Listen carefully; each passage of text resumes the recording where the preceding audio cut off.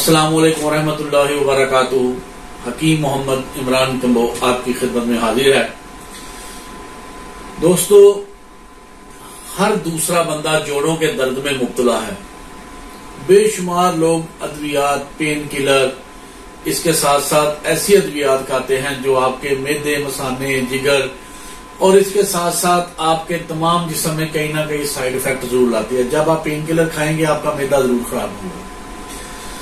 बेशुमार लोग मेरे से इस हवाले से नुस्खे पूछते रहते हैं, तो आज मैं आपको ऐसा नुस्खा अल्लाह के फजल से बताऊंगा जो मेरे मालिक ने चाहा, बगैर किसी साइड इफेक्ट के आप लोगों को जोड़ों के दर्द, जिस्म से वाई बादी का खराज, इसके साथ साथ जिस्म की तमाम जो रतूबात फालतू हैं जिस्म से खारिज करेगा और जोड़ों का दर्द आपका घोड़े की तरह इंशाअल्लाह अल्लाह के फजल से बंदा फिट हो जाएगा। ये पानी मैंने उबलने के लिए रख दिया हुआ था, वीडियो बनाने से मैंने पहले शुरू कर दिया था। तो अब आपने ये जोशांदा, कावा, जो भी आप समझ लें, आम ज़बान में लोग कावा कहते हैं लेकिन है तो ये जोशांदा, ये कैसे बनाना है और इसके अंदर क्या क्या अज्जा डालने हैं। सबसे पहले तो एक गिलास पानी चूल्हे पे रख के पकना शुरू हो जाए। कैमरा जरा करीब कर लें। ये 3 चीजें आपको चाहिए। सबसे पहले सौंफ। ये सौंफ आपने कितनी डालनी है, ये चम्मच पकड़े, अंदाजन चम्मच का चौथा हिस्सा ये डालें। 2 से 3 दाने इलायची, इसका मुंह खोल के आपने डालना है, ठीक है जी। सब्ज इलायची ये जो हम इस्तेमाल करते हैं, ऐसे मुंह खोलें और डाल दें। और इसके बाद ये है जीरा सफेद जो हम खाने का इस्तेमाल, इतना 1/4 चम्मच ये आपने जीरा सफेद, ठीक है जी। ये आपने इसके अंदर डाल के इसको एक दफा जरा को हिला के मिक्स कर देना है और इसको पकने देना है। इतना पकाना है कि पानी जो है आपने 1 गिलास डाला है, इसका 1 हिस्सा जल जाए, 4 हिस्सों में से 3/4 पानी पकाया रह जाए। अगर फर्ज करें आपने 250 मिलीलीटर पानी डाला है, ये तकरीबन 175 ml बकाया रह जाए, तो आपने इसको उतार लेना है। ये आपका जोशांदा तैयार हो जाएगा। इसके फायदे सुन लें।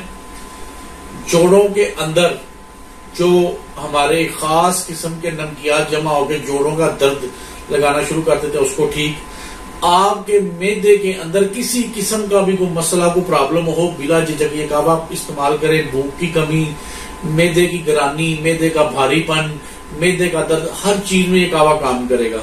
उसके अलावा जिस्म के अंदर फासन मादे बहुत ज्यादा जमा हो गए हो, जगह जगह दाने, फिंसियां, फोड़े बन रही हो, ये जोशांदा इस्तेमाल कराएं। इंशाल्लाह मेरे अल्लाह ने चाहा खून की सफाई भी हो जाएगी, मैदा भी दुरुस्त हो जाएगा, जिगर की वर्किंग अच्छी हो जाएगी, गुर्दों की वर्किंग अच्छी हो जाएगी। ये देसी तिब का ऐसा शाहकार नुस्खा है, यकीन करें अगर इस पे हफ्ते में आप 2 से 3-4 दफा कावा वैसे ही बगैर किसी मर्ज के पी लें, इंशाल्लाह आपका इम्यून सिस्टम जबरदस्त साफ हो जाएगा और इंशाल्लाह अल्लाह के फजल से किसी किस्म के भी आपको जो वबाई अमराज या मैदे की खराबी या बाजारी खाने से जो मसले होते हैं इंशाल्लाह नहीं होंगे।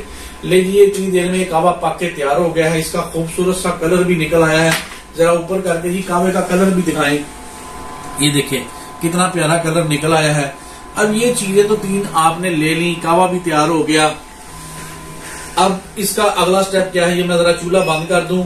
चूल्हा बंद करने के बाद कप में मैंने ये सामने 1 चम्मच मैंने शहद लेना है। शुगर के मरीज शहद ना डालें, ठीक है जी। जिनको मतलब शुगर नहीं है वो शहद जरूर डालें, क्योंकि इस नुस्खे का एक सबसे अच्छा जुज ये शहद ही है। ये छोटी मक्खी का प्योर खालस शहद है और जंगली है।